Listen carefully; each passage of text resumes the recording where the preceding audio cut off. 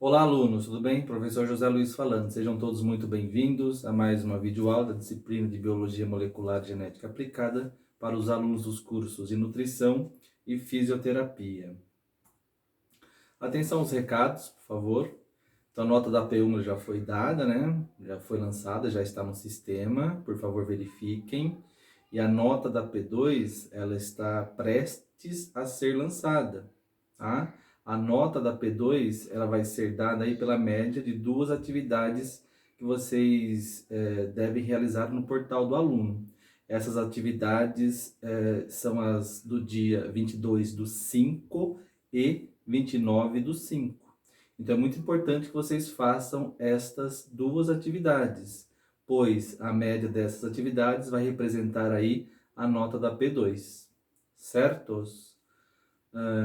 E todas as outras atividades que vocês já realizaram no portal do aluno, essas atividades irão compor a nota do EDP, certos? Muito bem, gente. E só para complementar essa informação da média, né, da avaliação 2, para o fechamento do semestre, é importante que todas as atividades do portal do aluno sejam realizadas até o dia 8/6, tá? Então, quem não fez as atividades do portal, por favor, façam, tá? Muito bem, gente. No início, no primeiro dia de aula, né, nas primeiras aulas, eu passei para vocês um cronograma com o conteúdo da disciplina de Biologia Molecular e Genética a ser abordado aí durante um semestre, tá? E eu gostaria de falar para vocês que esse conteúdo programático ele foi cumprido, tá? Então, mesmo em relação a essa situação a qual nós estamos vivenciando, né, devido aí, ao coronavírus, vocês não tiveram nenhum tipo de prejuízo em relação aí ao conteúdo da disciplina de Biologia Molecular e Genética Aplicada, tá? Muito bem, gente. Esta é a nossa última videoaula, e nessa videoaula eu gostaria de fazer com vocês aí uma revisão de todo o conteúdo aí que foi abordado neste semestre, tá? E para fazer essa revisão de conteúdo, eu elaborei aí um questionário que vai enfocar aí os principais pontos que foi enfocado aí durante o semestre, tá? Muito bem, gente. Então, nós vamos resolver junto aí esse questionário. Muito bem, gente. As primeiras questões estão relacionadas aí com a introdução aí da disciplina. A questão 1, qual o principal foco do estudo da biologia molecular e genética? Lembram? De maneira geral, né, estas disciplinas têm o objetivo aí de estudar aí os organismos vivos do ponto de vista molecular, com foco principal nos ácidos nucleicos, DNA e RNA, principalmente em relação aí ao DNA, tá? Com relação aí à sua função, a presença de genes, a produção de proteínas, a transmissão das características hereditárias e até mesmo aí a presença de doenças, tá? Então esse é o principal foco aí da disciplina, né? Biologia molecular e genética aplicada. No começo do semestre também, né? Ou quando nós estudamos estas disciplinas, né? Ou esta disciplina conjugada, é comum aí aparecer esses termos, né? DNA, gene e cromossomo. Então, qual que é a diferença? Tá? Então, lembram também? Então, DNA, gene e cromossomo, conforme nós podemos ver aqui nessa figura, representam aí uma mesma estrutura, tá? É o DNA, certo? E estes termos, eles vão ser diferentes apenas no tamanho, tá? Então, DNA, gene e cromossomo representam aí uma mesma estrutura que vão diferir apenas no tamanho. O gene representa apenas uma fração do DNA, né? Representa apenas um trecho, um pedacinho aí do nosso DNA, tá?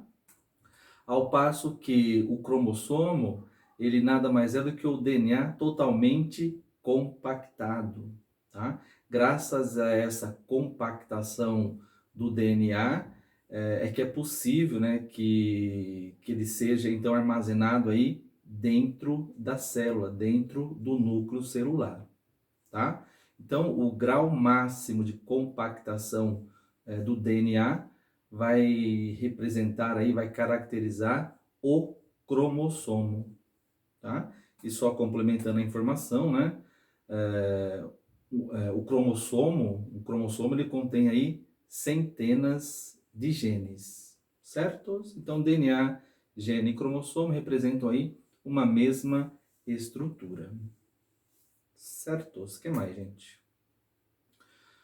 Gene, né? Comente aí sobre o gene.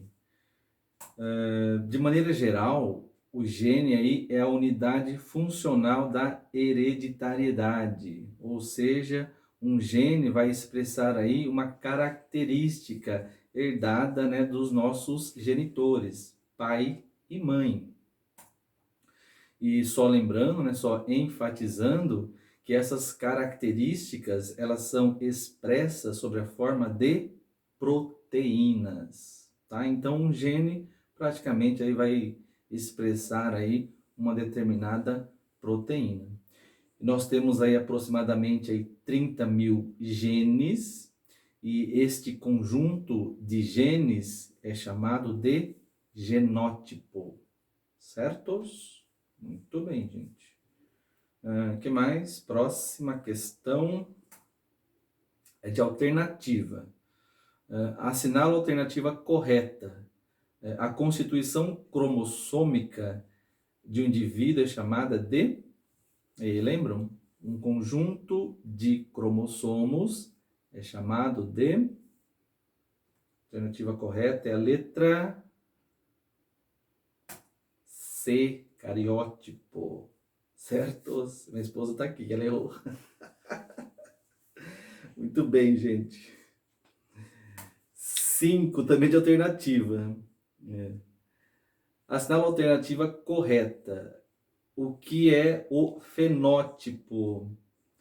Então, na genética, né, na introdução da disciplina, tem dois termos bastante usuais, né, que é o genótipo e o fenótipo. O genótipo é o nosso conjunto de genes, tá? E o fenótipo nada mais é do que a expressão, né, a manifestação das nossas características externas e internas, tá?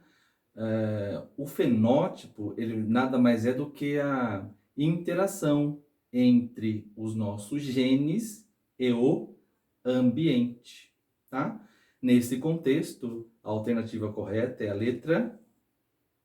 Qual, Zé? Letra B, acertou, letra B.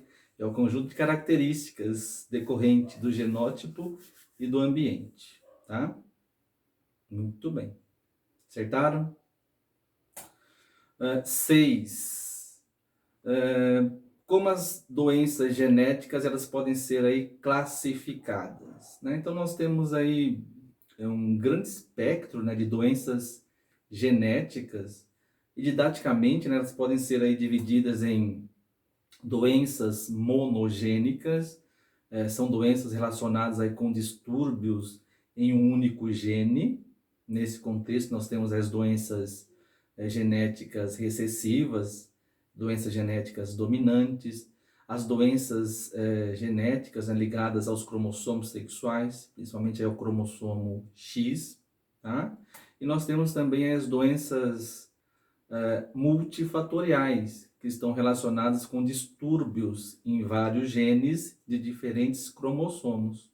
Além disso, né, essas doenças multifatoriais, elas são fortemente influenciadas pelos fatores ambientais, pelo ambiente, tá?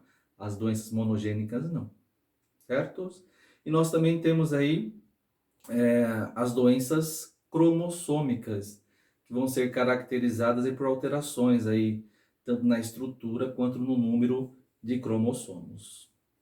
Certos? Muito bem, gente. As próximas questões são relacionadas com as doenças genéticas recessivas e dominantes, tá? Então, vamos lá. 7. Qual a condição aí para manifestação das doenças genéticas recessivas? Lembram? Né?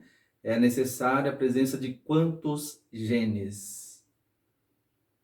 2 genes recessivos. Então, para uma pessoa ter uma doença genética recessiva, é necessária a presença de 2 genes recessivos. Genes estes, né, herdados dos genitores, pai e mãe, tá? Dentre as doenças genéticas, né, as doenças genéticas recessivas são as doenças genéticas mais representativas, tá? Muito bem. Então, para a manifestação dessas doenças, são necessários aí a presença de 2 genes recessivos. E qual a condição para manifestação das doenças genéticas dominantes? Né? Diferentemente das recessivas, é necessária apenas a presença de um único gene dominante. Eu acho que eu li errado a questão, né? Qual a condição para manifestação das doenças genéticas dominantes? A presença de um único gene, tá? Muito bem. Só voltando aqui na 7, né? Na doença genética recessiva, a pessoa vai manifestar a doença na presença de 2 genes recessivos. No entanto, ela pode ter um gene normal, né, que é o dominante, e o recessivo. Para essas pessoas, né, elas, nessa situação, elas são chamadas de normais portadores, tá? Ela é normal, mas tem um gene aí recessivo, né, para a doença, mas ela não manifesta o fenótipo da doença, tá? Nas dominantes, não. Nós não vamos, esse termo normal portador não existe, tá? Então, a manifestação das doenças genéticas dominantes vai se dar pela presença aí de um único gene, certos? Muito bem. 9. Um casal sem histórico de doença genética na família não consegue ter filhos, porque a mulher, apesar de produzir óvulos normais, possui o útero atrofiado. Uma amiga do casal se dispõe a desenvolver em seu útero o embrião do filho do casal, obtido por fecundação em laboratório. Esta amiga, no entanto, é portadora de uma doença genética hereditária. Explique se a possibilidade dessa doença da amiga, dessa doença genética, ser transmitida aí à criança deste casal. E aí, gente? A amiga aí vai transmitir a doença genética dela pro bebê que está no seu útero? Sim ou não? Sim ou não? Não, né? Por quê? Não, né? Porque o embrião, pois o embrião formado não tem nenhuma relação genética aí com a amiga do casal, tá? Essa amiga do casal, embora tenha uma doença genética, ela apenas vai ceder aí o seu útero para o desenvolvimento desse embrião. Mas esse embrião, ele já foi formado, né? Em laboratório. Ele contém o material genético dos seus pais, tá? E os pais aí são normais, não tem nenhum tipo de doença genética na família, tá? Então, nessa situação, não, tá? Certos? Muito bem, gente. Próxima. As próximas questões aí estão relacionadas aí com as doenças ligadas ao sexo, né? Ao cromossomo X, tá? Então, vamos lá, o que nós temos aqui? 10. Explique por que as doenças ligadas ao sexo, ao cromossomo X, são mais comuns em homens, tá? Então, é outro grupo de doenças genéticas, né? Essas ligadas ao sexo, ao cromossomo X. E característica dessas doenças ligadas ao cromossomo X é que elas afetam principalmente homens, tá? Essas doenças ligadas ao cromossomo X a maioria também aí são devido aí à presença de genes recessivos, tá? E afeta principalmente homens, né, devido ao par sexual que vai caracterizar homens e mulheres, né? Por exemplo, homem, né? O par sexual que vai definir o sexo masculino, qual que é? É o XY. Então, o homem só tem um cromossomo X, o outro é o Y, tá? Então, se ele tiver aí um gene recessivo nesse X, ele já vai ter a doença, tá? Então, ele só tem dois fenótipos possíveis, ou ele vai ser normal ou vai ter a doença, tá? Como essas doenças ligadas ao sexo, ao cromossomo X, a maioria aí é devido aí à presença de genes recessivos, se ele tiver um gene dominante no X, o fenótipo dele vai ser o quê? Normal, tá?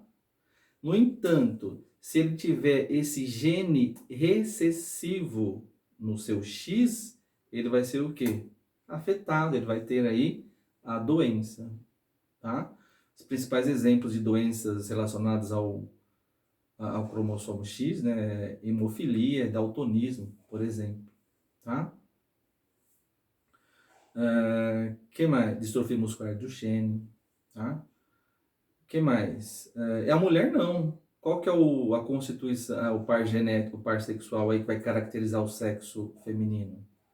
2X, tá?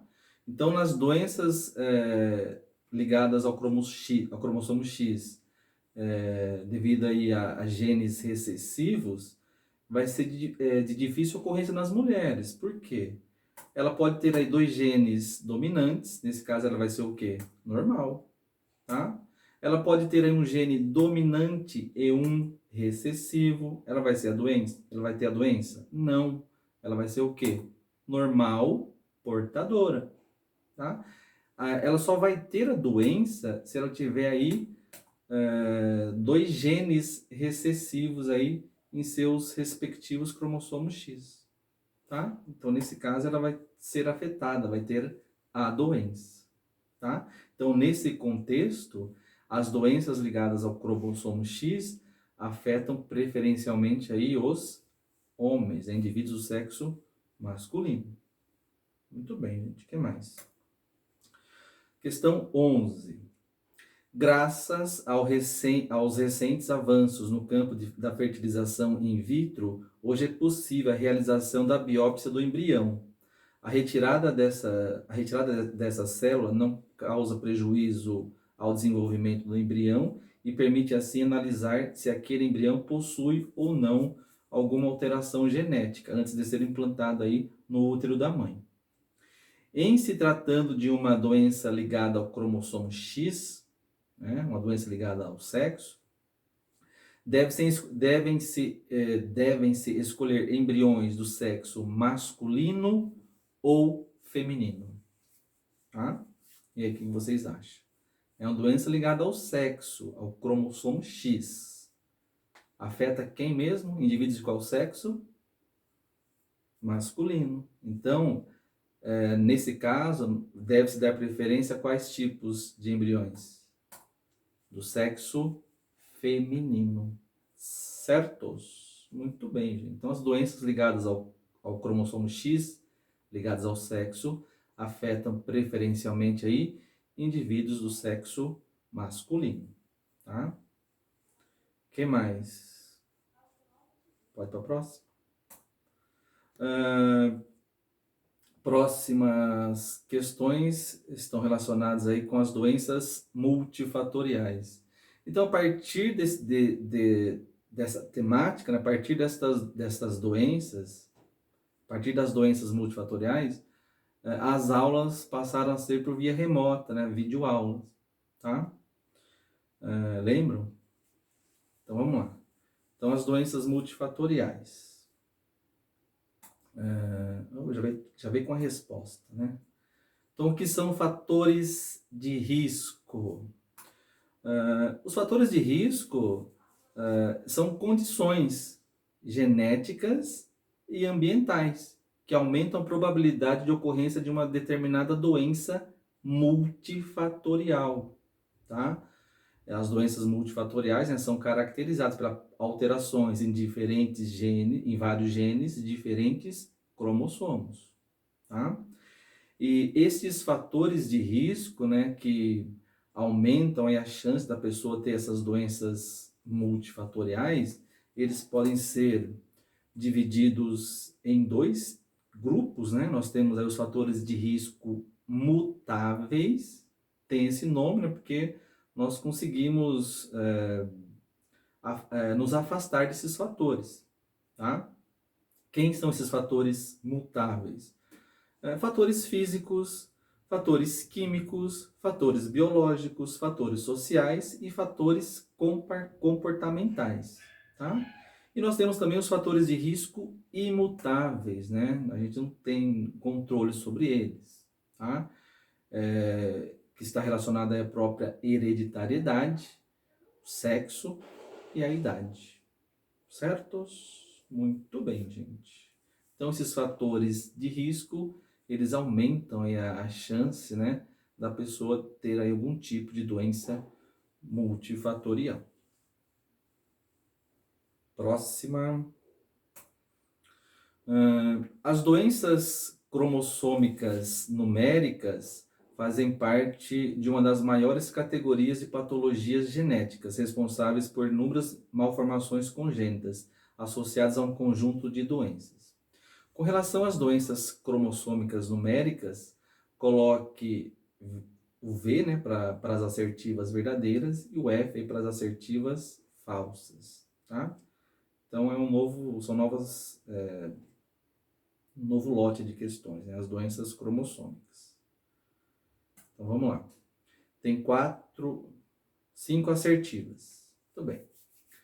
Nas doenças cromossômicas numéricas, né? O número de cromossomos dos indivíduos não é alterado, certo ou errado? Verdadeiro ou falso, né? O número de cromossomos dos indivíduos não é alterado. Isto é falso, né? É sim alterado. Né? Outra assertiva. A manifestação da doença está fortemente relacionada com os fatores ambientais. Então, essas doenças cromossômicas numéricas, elas estão relacionadas com os fatores ambientais? Verdadeiro ou falso? Falso. Os fatores ambientais pouco influenciam nas doenças cromossômicas, né? Fatores ambientais são para as doenças de caráter multifatorial, tá? Próxima assertiva. Os indivíduos apresentam alterações no número de cromossomos? Se é uma doença cromossômica numérica, verdadeiro, né? Então, a pessoa tem um número em relação aos seus cromossomos alterados, ou seja, diferente de 46. Ou pode ter 47, que é o mais comum, ou 45. Tá? Próxima assertiva.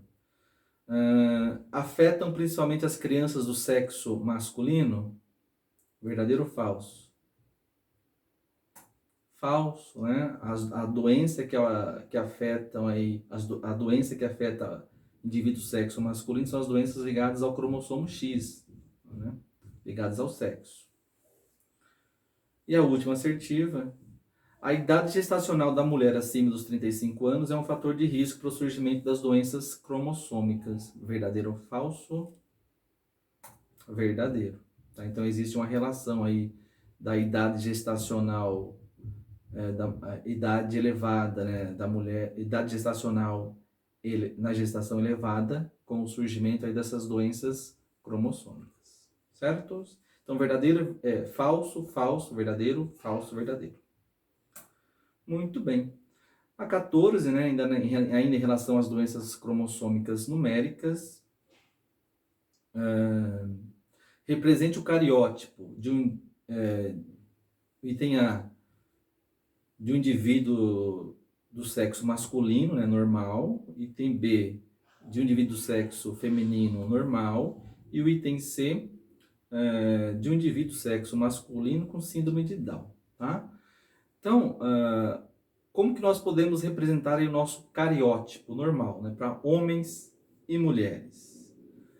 Então essa é a forma, né, ou fórmula de representação do cariótipo, tá?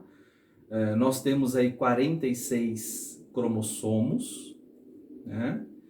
E como nós representamos isso? Se a pessoa é do sexo masculino, né, você coloca aí o 46, vírgula, né? E coloca aí o par sexual. No caso, para indivíduo do sexo masculino, na par sexual é o XY.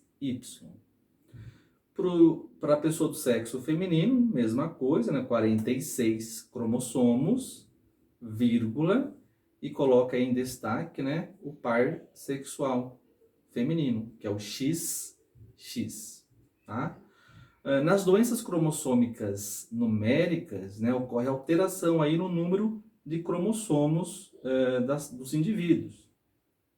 No caso aí da síndrome de Down, é uma doença cromossômica numérica caracterizada aí como uma trissomia, ou seja, a pessoa vai ter aí um cromossomo, a presença de um cromossomo a mais no seu lote, no seu conjunto de cromossomos, tá? Então, ao invés dessa pessoa ter 46 cromossomos, nesse exemplo, ela vai ter aí 47 cromossomos.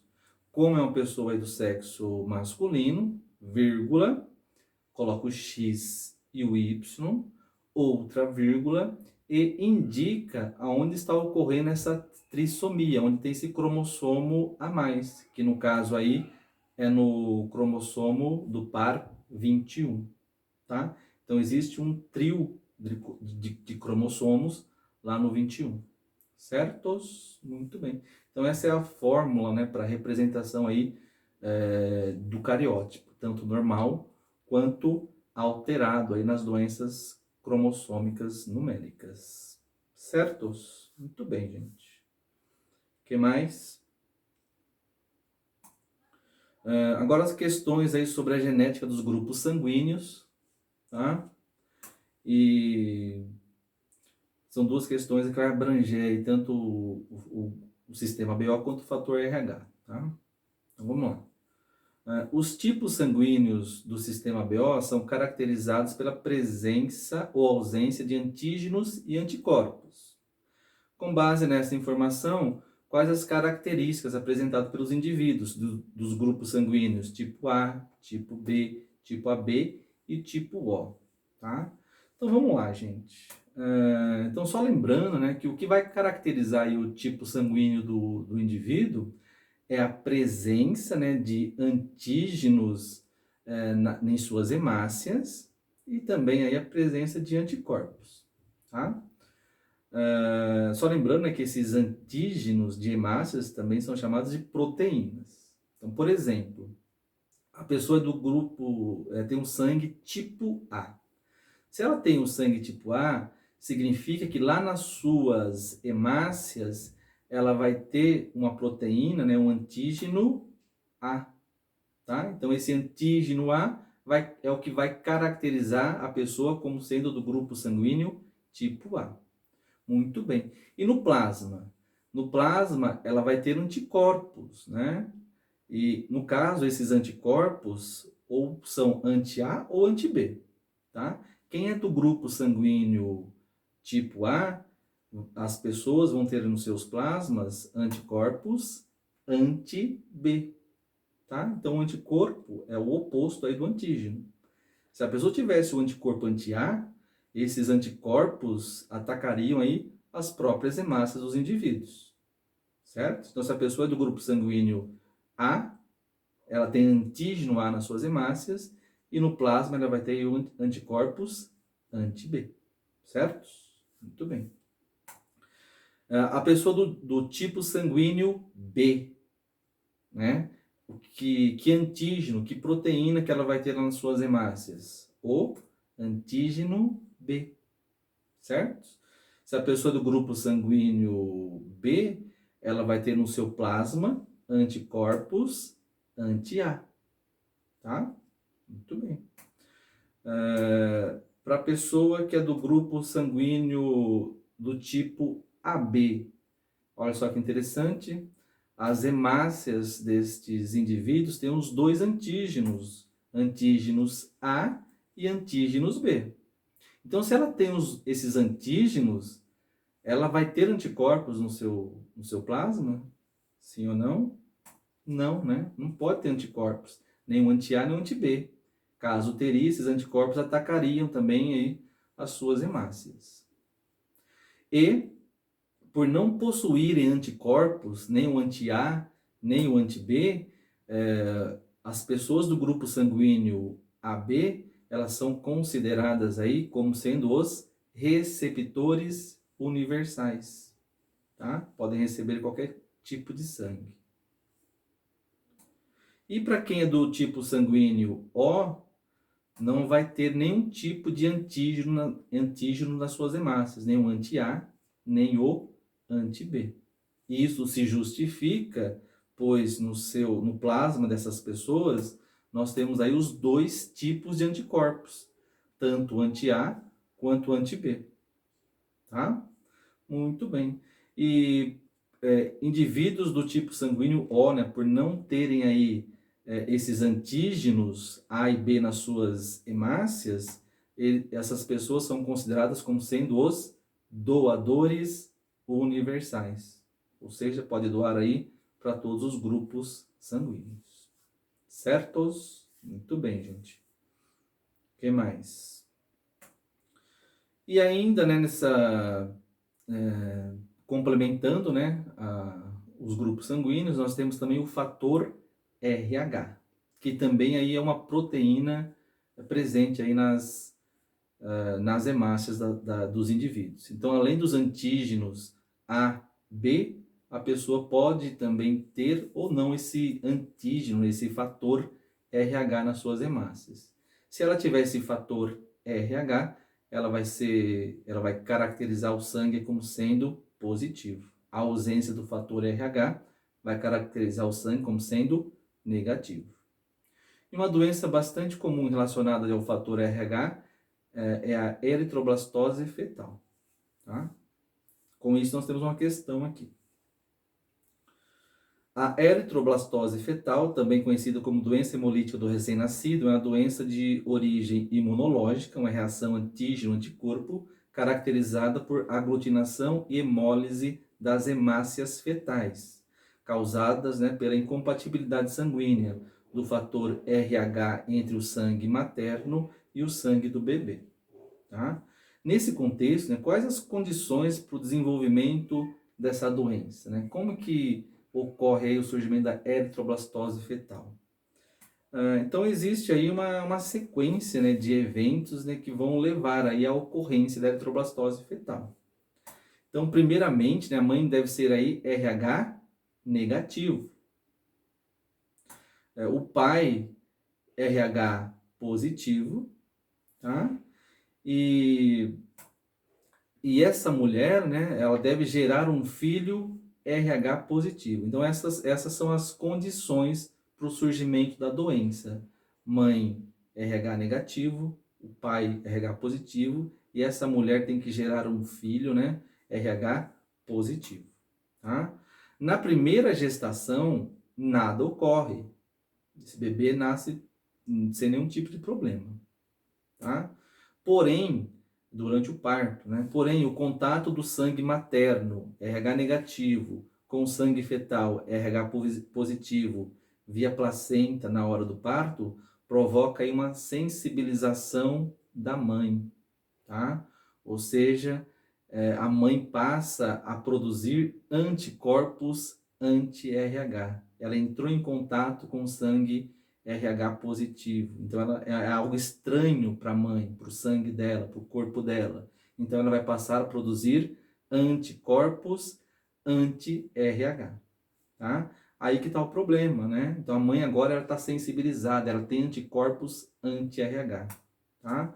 Na segunda gestação, caso a mãe tenha outro filho RH positivo, seus anticorpos anti-RH atacarão as hemácias do feto, desencadeando aí a doença, né, chamada de eritroblastose fetal, onde vai ocorrer a destruição das hemácias do feto, certo?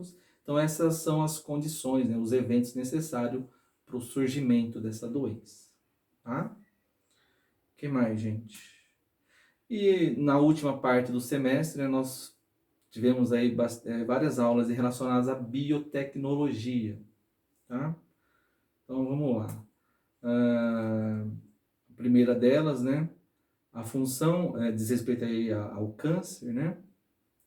A função do ciclo celular é gerar novas células. Falhas no ciclo celular promovem uma multiplicação descontrolada e desordenada de células, dando origem às neoplasias ou tumores.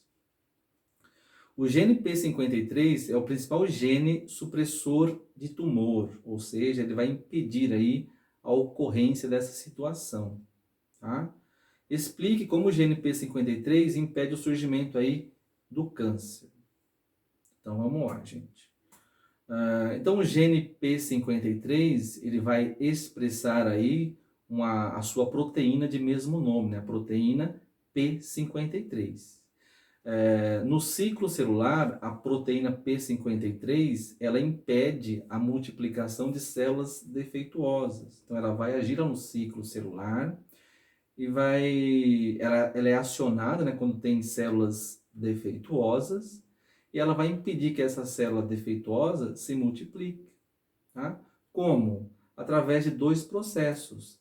Ela vai tentar promover um reparo destas células defeituosas, dessas células danificadas, tá? E caso esse reparo não seja possível, ela vai induzir essa célula defeituosa a entrar em apoptose, que é a morte celular programada, tá?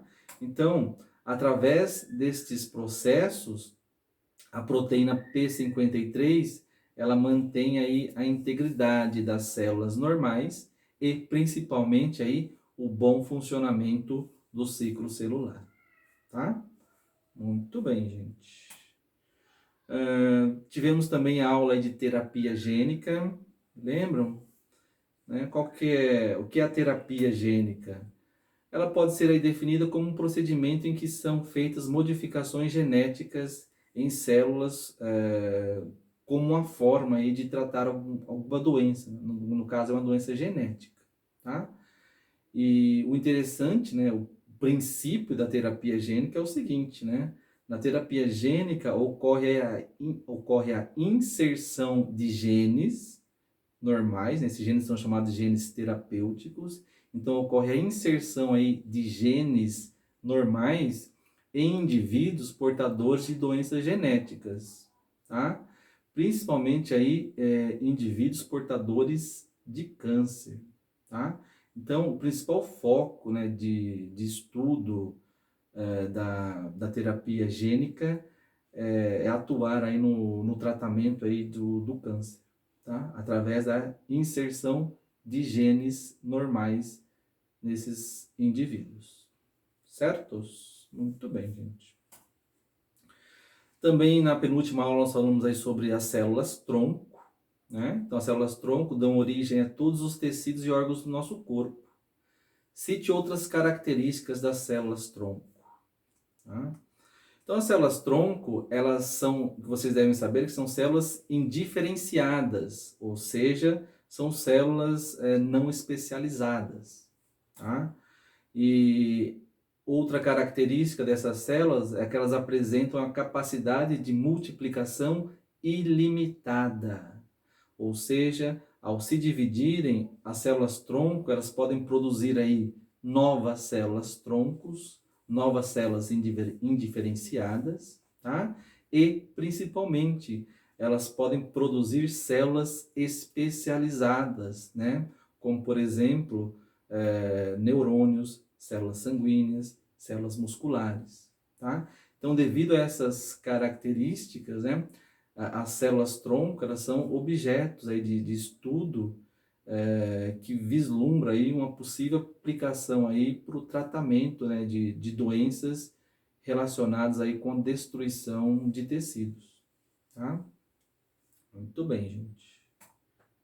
E a última questãozinha, né, na última aula também, foi a nossa última videoaula, diz respeito aos transgênicos. Então, os transgênicos são organismos que, mediante a tecnologia do DNA recombinante, contêm genes de espécies diferentes, né? E qual que é o objetivo aí da criação de transgênicos? Então, a geração de transgênicos ela tem por objetivo a criação de organismos com características novas ou melhoradas em relação ao organismo original, tá? Então, esses organismos transgênicos, eles podem ser utilizados tanto na nossa alimentação, que já é algo bem comum, né? Através do uso aí das plantas transgênicas, tá? E principalmente, né? Os transgênicos, eles também estão relacionados com a produção aí de biofármacos, que são proteínas humanas, que são produzidas através de bactérias transgênicas ou até mesmo aí animais transgênicos, tá? Então esse termo aí transgênicos, ele diz respeito aí tanto a micro-organismos, plantas e animais, certos? Muito bem, gente.